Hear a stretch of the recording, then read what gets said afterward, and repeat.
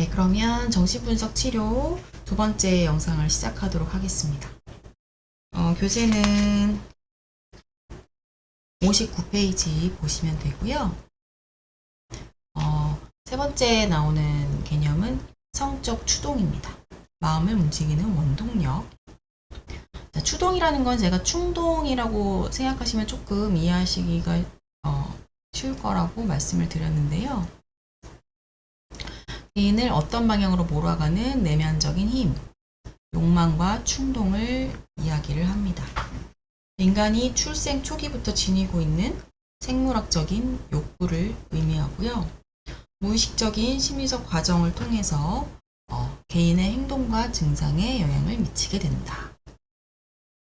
추동은 두 가지로 구분될 수 있는데, 첫 번째 자기보존적 추동입니다. 자기보존이라는 것은 우리의 생존을 위해서 숨쉬기, 먹기, 마시기, 배설하기 이런 것과 관련된 추동을 자기보존적 추동이라고 하고, 두 번째는 종보존적 추동이에요. 이거는 세대를 이어가는 종족 번식을 위한 추동인데, 그렇기 때문에 이게 우리 행동의 많은 것을 결정한다는 거죠. 왜냐면 우리가 내 한 몸이 생존하는 것도 중요하지만 이 인류가 계속해서 이어나가려면 종의 번식이 계속 일어나야 되잖아요. 그래서 그걸 위해서는 성적인 쾌락과 행동을 추구하게 된다. 근데 문제는 이런 것들이 일상적으로 쉽게 충족되기는 어렵습니다. 사회적으로도 억압되는 부분들이 많아요. 또 사회적인 억압이 있기 때문에 우리가 좀 안전하게 느끼는 부분도 있죠. 어쨌든 이렇게 추동은 두 가지로 구분이 될 수 있는데, 그 중에서 이 성적인 추동, 성적인 에너지, 이걸 우리가 리비도라고 이야기합니다. 리비도는 들어보신 분도 계실 거예요. 우리 무의식 세계의 주된 동력이라고 할 수 있는데, 인간 대부분의 행동은 우리의 성적인 추동이 사회적으로 수용될 수 있는 형태로 변형된 것이다. 그래서 우리가 어떤 연애를 하고 싶다, 소개팅을 나갔다. 근데 소개팅에 나갔는데 너무 상대방이 마음에 들어. 근데 그렇다고 해서 상대방한테 막 갑자기 내가 막 포옹을 한다거나 스킨십을 한다거나 이러면 어떻게 돼요? 성추행으로 잡혀가죠. 그래서 우리는 그런 추동이 무의식적으로는 우리 내면에 있지만, 그것을 사회적으로 수용할 수 있는 형태. 어떻게 해요? 되게 친절하고 매너 있게 행동을 한다거나, 되게 다정한 어떤 행동을 한다거나, 이렇게 변형해서 그런 모습으로 나타나게 되는 거죠. 근데 이 리비도라는 거에 대해서 어떤 분은 이제 그렇지 하고 동의하실 수도 있는데, 어떤 분은 말도 안 돼 생각하실 수도 있어요. 사람마다 생각이 다를 수 있는데, 이것도 그 종교인이나 이런 분들에게 많이 비난을 받게 됩니다. 이 뒷부분에 이 유아기 성욕에 대한 건 뒷부분에 또 나올 거라서 따로 설명을 안 드릴게요. 그 다음에 죽음 본능, 이걸 타나토스라고 얘기하는데, 이 죽음 본능은 자기 소멸과 파괴, 공격적인 욕구, 이런 것들로 이루어진 게 죽음 본능이에요. 네.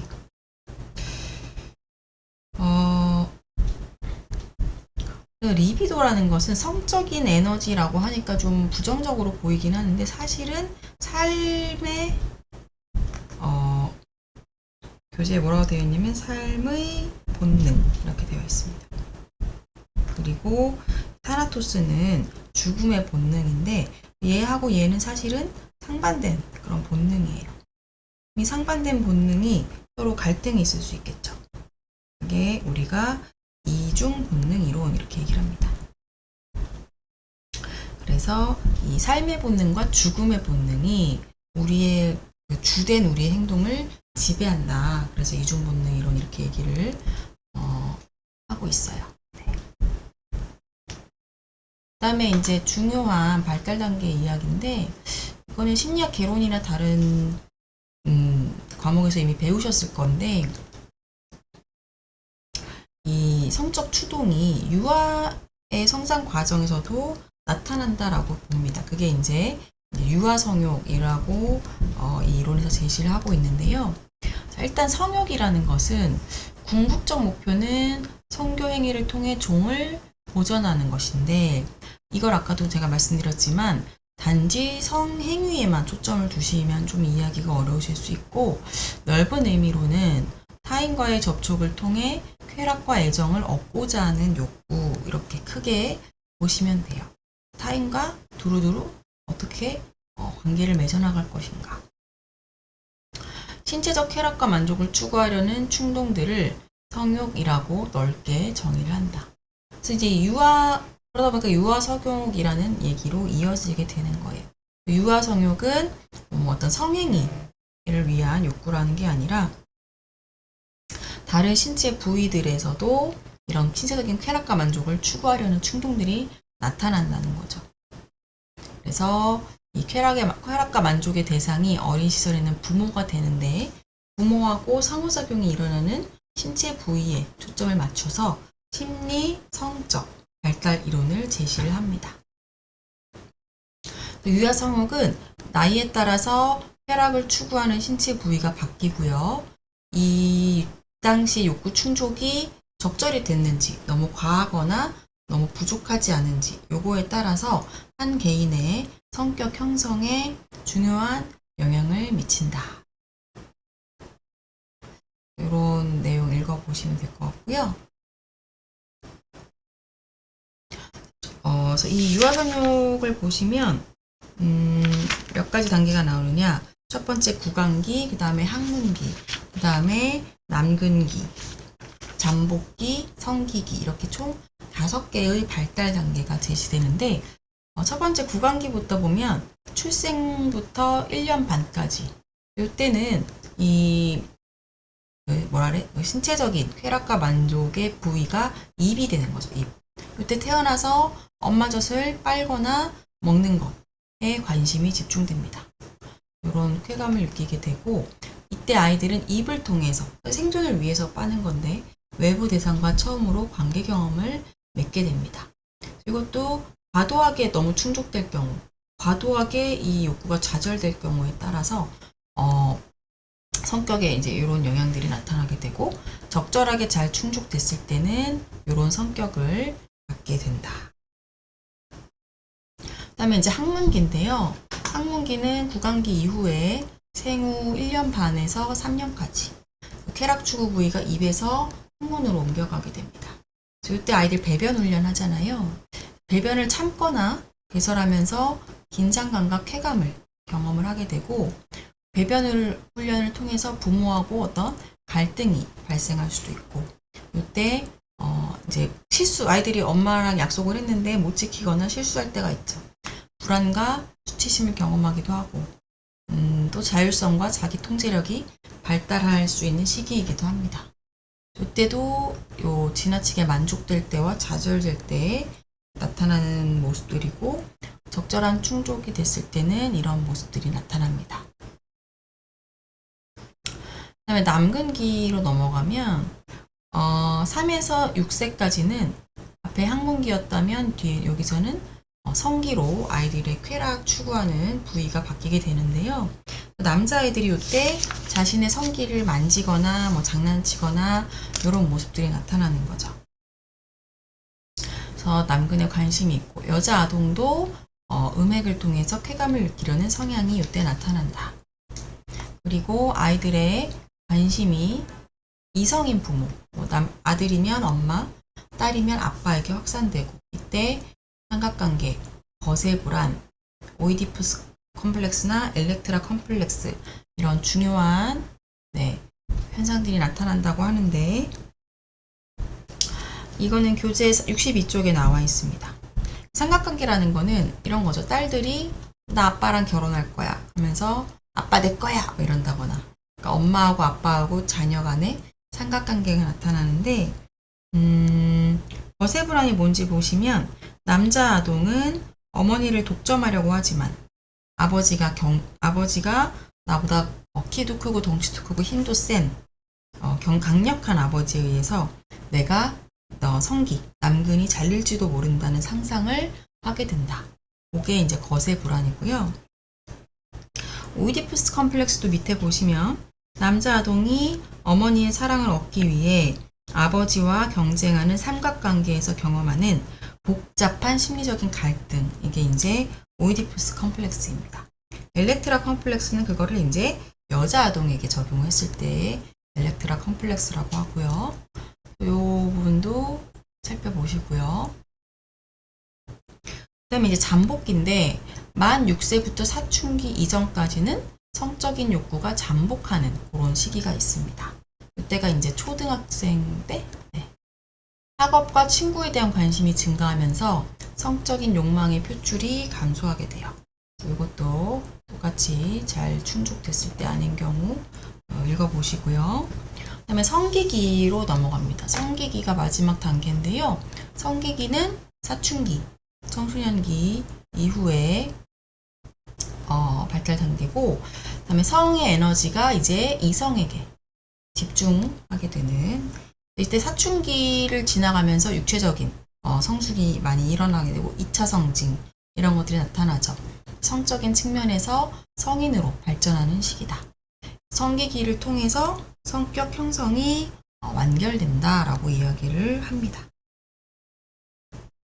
그래서 이때 발달이 잘 일어나면 심리적인 독립, 자기의 정체성이 확립될 수 있다라고 볼 수 있고요. 네. 저희 발달 단계는 단계 순서나 각 단계별 특징 이런 거를 잘 이해를 하셔야 됩니다. 다음에 이제 또 중요한 개념이에요. 3원 구조. 그래서 우리 성격이 아까 지형학적인 그 그림 보셨죠? 그거에는 의식, 전의식, 무의식 수준이 나왔다면 이거는 구조, 세 개의 구조로 이루어져 있다는 건데, 원초와 초자아, 자아. 이거는 제가 처음에 좀 설명을 드렸어요. 원초와는 우리의 무의식적인 충동하고 관련된 건데, 충동적 행동을 유발하려는 원초적인 욕구, 그걸 충족시키려는 심리적인 과정. 네. 그래서 요거는 어떤 쾌락 원리에 따라서 작동을 한다라고 볼 수 있고요. 그리고 이때 원초화에서 나타나는 그런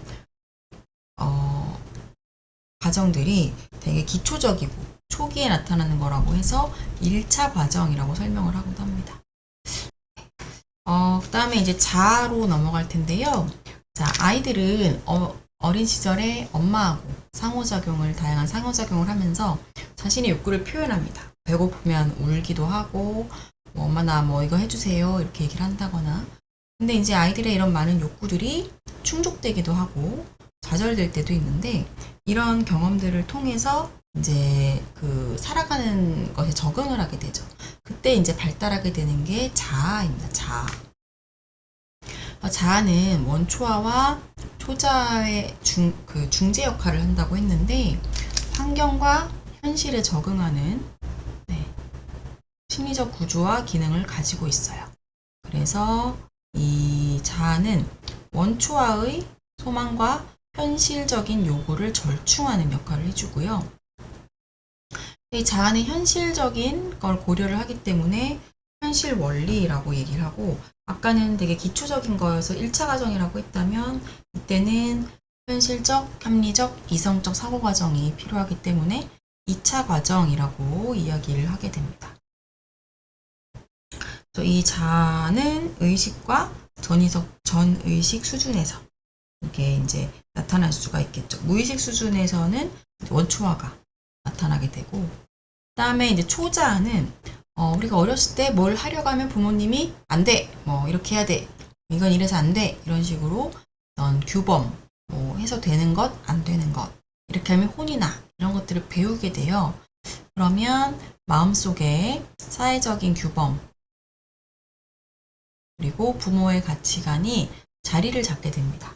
그러면서 이제 자기 안에서도 스스로를 양심 있게 혹은 규범을 잘 지킬 수 있도록 형성되는 것이 초자아인데, 이거는 도덕 원리로 작동을 하고요. 그다음에 자아 이상이라는 것은 내가 이러이러한 모습의 사람이 사람이 이상하네요.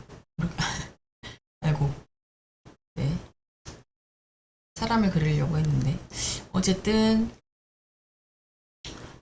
자아 이상이라는 것은 내가 이러이러한 모습이어야 돼라는 자기만의 이상적인 모습을 얘기하는 거고, 그래서 이 초자는 상당 부분 무의식에서 기능을 하지만 일부는 의식될 수 있다라고 보면 되고요.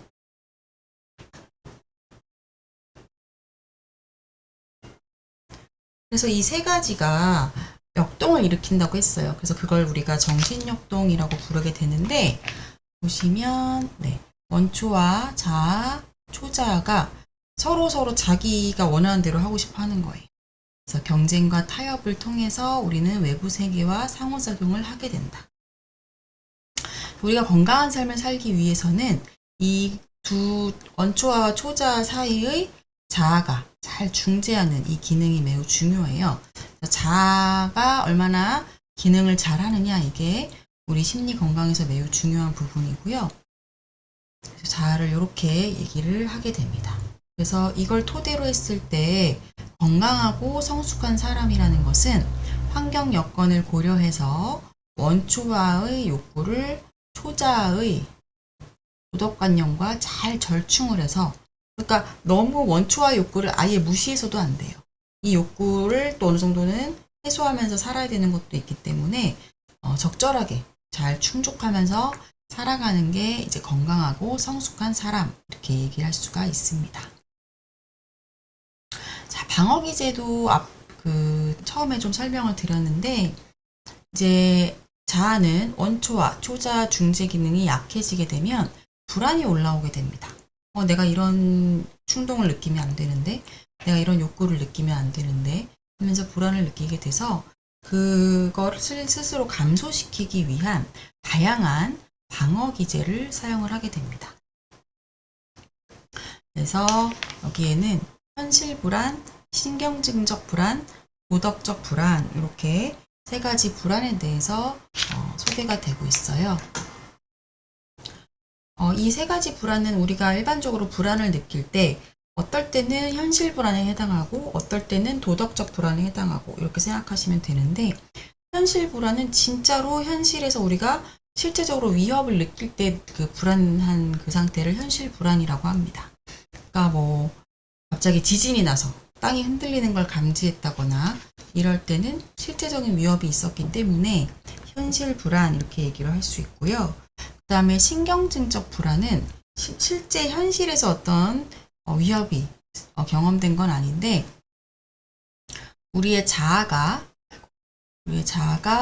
원차의 세력을 조절을 못해서 그 강렬한 욕망과 감정을 통제할 수 없을 것 같을 때 불안해지는데, 그거를 신경증적 불안이라고 합니다. 도덕적 불안은 내가 도덕적인 규범이나 부모가 소중히 여기는 가치를 어길까봐 느끼는 그런 두려움을 도덕적 불안, 이렇게 이야기를 합니다. 그러니까 방어 기제에는 이렇게 다양한 방어 기제가 있는데, 이 내용은 하나하나 얘기하려면 저희가 시간이 좀 부족해서 교재 내용을 읽어보시면 다 이해가 되실 거예요. 그래서 교재 66쪽에서 67쪽까지 다양한 방어 기제에 대해서 예시까지 잘 나와 있기 때문에 중요한 부분이니까 잘 읽어보시면 좋을 것 같습니다.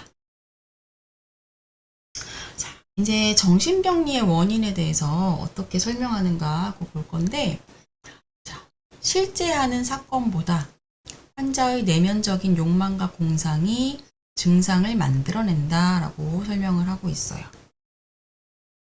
그러니까 현실 불안은 괜찮은데 신경증적 불안, 이런 것들이 우리 심리적인 증상을 만들어내게 되는 거죠. 2번은 읽어보시면 될 것 같고 3번도 읽어보시면 될 것 같고, 그래서 자아가 조정자 역할 기능을 해야 되는데 그걸 잘 못할 때 무의식적인 갈등이 심화되고 심리적인 증상이 나타나게 된다. 자, 그 예를 들면 첫 번째는 성적인 욕구와 공격적인 욕구를 과도하게 억압을 해서 짓눌린 원초와의 요구가 강력해졌을 때 이런 것들이 증상으로 나타난다는 거죠. 너무 억압하고 살아도 안 된다는 거고요. 그리고 초자아가 과도하게 경직된 윤리의식이라던가 완벽주의적 가치를 요구할 때도 증상이 나타날 수 있고, 또는 현실적인 문제 해결을 위한 심리적인 부담이나 스트레스로 인해서 자아 기능이 약화가 됐을 때도 그런 증상들이 나타나게 될 수가 있습니다.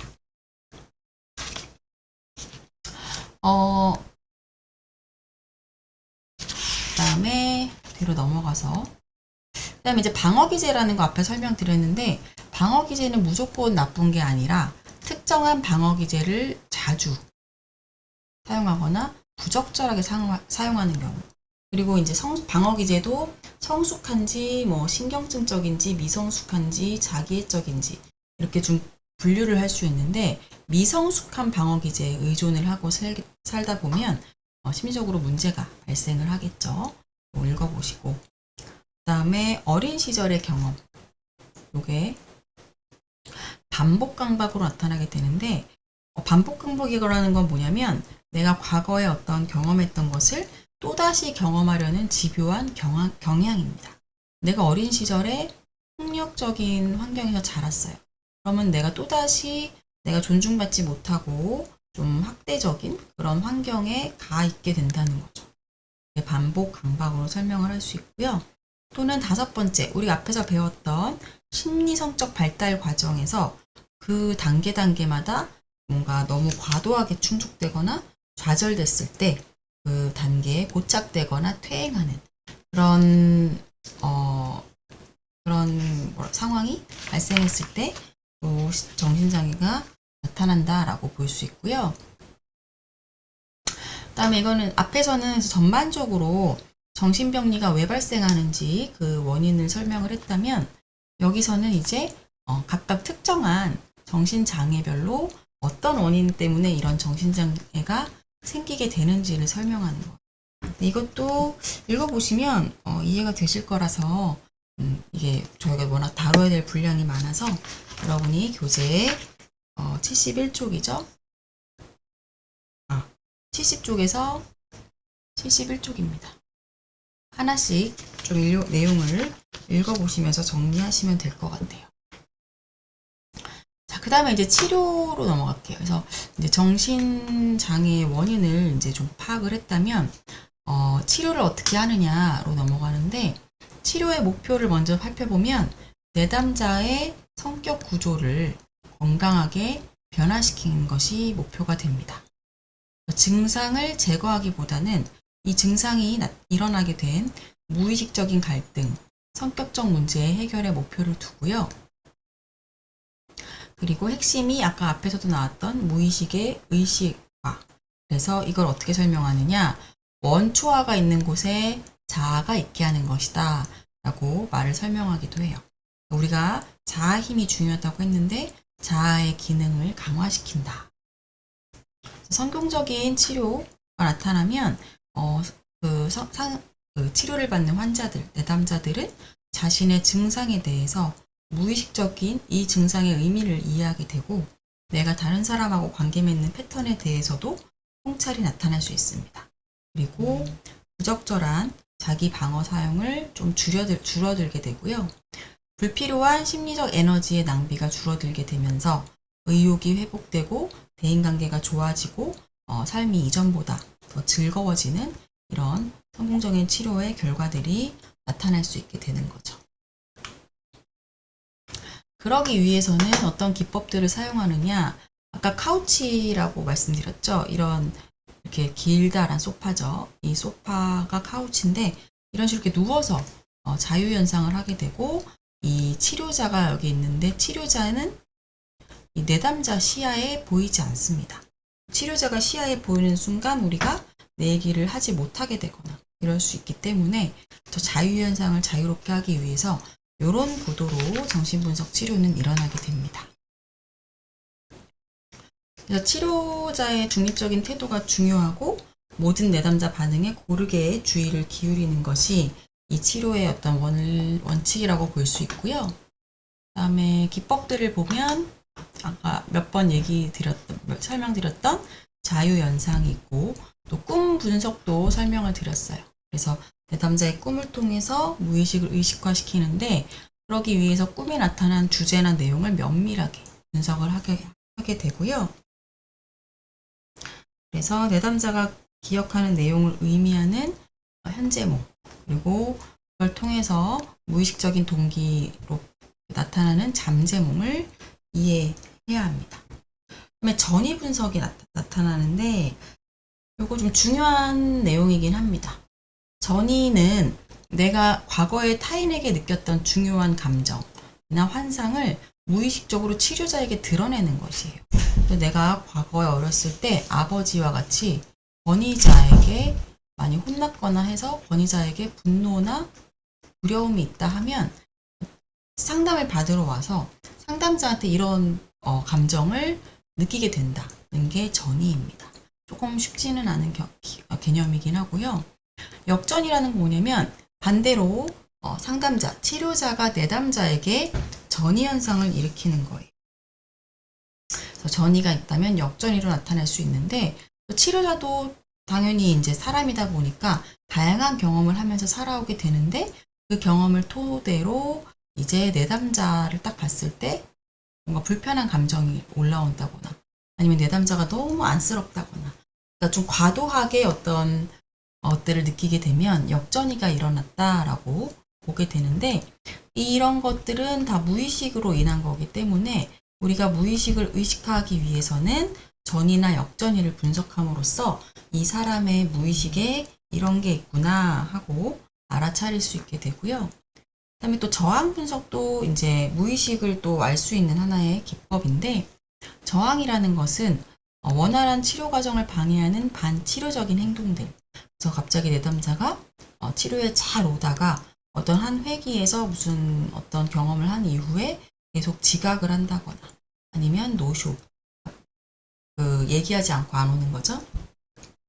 이랬을 때는 이거를 내담자는 그때 뭐 사정이 있었어요 라고 말한다고 해도 상담자는 이것을 저항 행동으로 보고 이거를 분석하는 그런 기법을 쓰기도 하고 해석 기법을 씁니다. 해석 기법은 무의식을 의식화할 때 내담자들이 이거를 스스로 하기 어려울 수 있기 때문에 상담자가 내담자의 어떤 무의식적으로 드러난 모습을 해석을 해서 내담자에게 전달을 해주게 됩니다. 그리고 마지막 기법인 훈습 부분은 이런 내담자의 무의식적 갈등이 현실적으로 일상적으로 어떻게 드러나는지 그래서 그거에 대해서 우리가 앞에서 그 여러 가지 기법들로 자신의 무의식을 의식화시켰는데 깨달음을 얻었잖아요. 그래서 통찰을 얻었는데 이걸로 어떻게 현실에서 변화할 수 있는지 변화를 시도하고 연습하고 그런 과정을 훈습 단계라고 보시면 됩니다. 그래서 모든 치료는 대부분 초기, 중기, 종결기 이렇게 얘기를 해요. 초기에는 치료의 시작부터 전이관계가 형성되는 상담관계라고 보시면 되죠. 이때를 초기라고 하고 이때는 이런 것들 치료가 이 사람에게 적합한지 치료계약과 합의, 구조와 그리고 상담자, 내담자의 관계를 형성하고요. 그걸 라포라고 한다고 앞에서 배우셨을 거고 여러 가지 내담자의 문제나 과거사를 탐색하기 시작합니다. 그러면 중기가 되면 이때부터는 이미 관계가 잘 형성이 됐기 때문에 전이나 저항이 나타나게 돼요. 그리고 통찰이나 훈습을 진행을 하기도 합니다. 그런 분석들이 나타나고 통찰도 인지적인 통찰과 정서적인 통찰이 둘 다 나타나게 된다. 훈습 과정도 중요하고요. 그다음에 종결은 이제 치료가 성과가 있어서 마무리하는 단계인데요. 이 마무리하기 위해서는 환자가 어떤 상태가 됐는지를 좀 보게 평가하게 되는데 갈등을 해결하고 자아 기능이 향상됐는지, 병리적인 방어 기제 사용이 감소했는지, 성격 구조에 중요한 긍정적인 변화가 나타났는지, 증상이 좋아지거나 스스로 극복 가능하다는 증거가 나타나는지 이런 게 나타나면 우리 이제 치료를 종결해도 되겠군요. 이렇게 하게 되는 거죠. 이 치료의 평가는, 이 치료 이론에 대한 평가를 보시면, 이제 공허는, 인간 본성에 대한 패러다임의 변화. 뭐, 우리 인간 본성이 성적인 추동이 이제 우리 행동을 좌지우지한다는 그런 거죠. 심리치료의 모태는 설명 앞에서 드렸고, 이것도 읽어보시면 될 것 같아요. 한계와 비판은 비과학적이다. 무의식을 과학으로 증명하기가 어렵습니다. 그리고 문화와 시대의 영향을 받은 특정적인 이론이다라는데, 이거는 뭐 히스테리에 대한 분석, 히스테리에 대한 뭐 접근이나 이런 것들이 현대 사회하고는 많이 다르고, 히스테리가 어떤 성적인 충동, 성적인 뭐 충격적인 경험 이런 것들로 나타난다고 하는데, 그거는 그 시대상이 반영됐기 때문이지 다른 시대에 적용하기 좀 어려울 수 있다라는 그런 한계점이 있을 수 있다고 비판받고 있고요. 이런 부분에 대한 고려가 부족했다. 효율성, 효과 검증이 부족하다. 효과 검증은 이 치료가 얼마나 효과적인가를 검증하는 건데, 과학적인 그런 경험적인 검증이 좀 덜 됐다는 거죠. 꿈을 해석하고 저항, 전이를 분석하고 이런 것들이 과학적으로 그 효과를 사실은 검증하기가 쉽지 않습니다. 또 치료적인 효율성 문제는 정신분석 치료는 뭐 일주일에 뭐 주 3회, 뭐 몇 달, 몇 년 이렇게 치료를 받아요. 다른 치료가 뭐 주 1회, 20회기 정도에 끝나거나 이런 거랑 비교했을 때는 상당히 길고 오래, 자주 또 해야 되고 비용도 많이 들고 이런 효율적이지 않다는 그런 비판을 받기도 합니다. 여기까지 설명드렸고, 뒷부분 사후의 정신분석 이론이 어떻게 발전되었는지는 여러분이 교재를 통해서 내용을 읽어보시면 될 것 같아요. 네, 정신분석 치료 이론에 대해서는 강의는 여기까지 진행하도록 하겠습니다. 감사합니다.